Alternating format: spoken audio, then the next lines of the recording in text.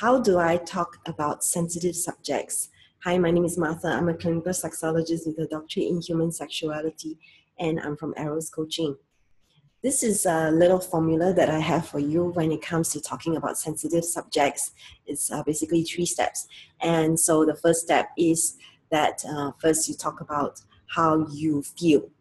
So you claim how you feel. And the way you feel is the way you feel. Nobody can argue with you about the way you feel because they're not you. And you can share about how vulnerable you're feeling, how you're nervous about talking about this particular subject. So you start with I feel. And then you can talk about what is it that you do want from your partner in terms of support. Do you want them to just listen to you? Do you want them to only talk after you finish speaking? Do you want their suggestion or opinion afterwards?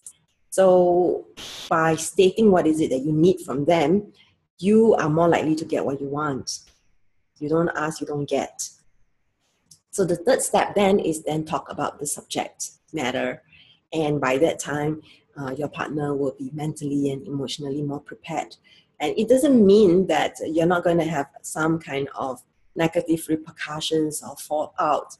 It doesn't mean that, even though you've done all the whole, this is how I feel, this is what I want from you, and then you go into the subject, and your partner might still react very negatively. Remember, a reaction is quite different from a response, and people can react in ways that are basically what I call like going into default mode of like victim blaming, playing victim, and shaming, and blackmail. Oh, you don't love me, that's why you did that, or that's why you want to do this. So you cannot really anticipate the kind of negative reaction that you're going to get, but you can definitely do things to reduce the negative consequences that can happen. So once you've had that reaction, remember it's a reaction, not a response. Once you had that reaction from your partner, you want to have in your mind what you want to do when you have those kinds of negative reactions.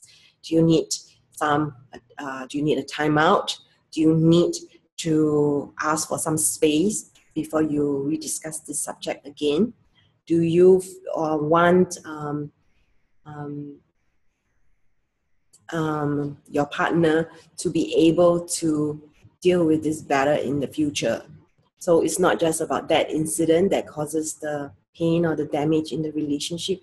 It's also the reaction and what it has caused you. And that discussion of the discussion you've had can be beneficial for future interactions with the person, because this is not just about that incident. This is about the relationship and the ongoing communication you have with your partner, and you want to do better each time. And so I call that fourth part a debrief. So this is my suggestion of what you can do. First, you go into I feel this. I'm feeling nervous about sharing with you what had happened with me today. And I would really like for you to just listen to my story first before you say anything. Just give me 10 minutes. Is that okay? And then you tell that story.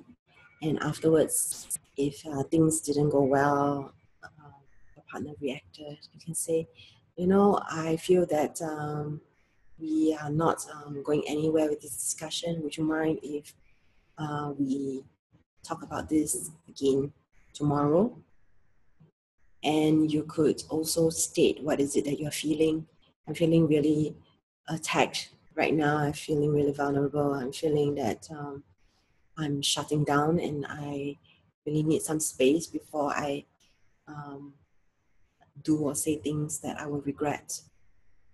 So you could ask for that for yourself, and then later on you can do what I call a post-mortem or a debrief, and then you could say, that day when you said that, it really hurt me, and So again, going into the post-mortem, going into this is what I feel and this is what I want for the future, because this is not just about the dialogue, this is about the relationship, so that both of you are developing skills, and those skills that you are developing by coaching yourself is allowing you guys to adapt to each other, and then be able to have a stronger and better relationship.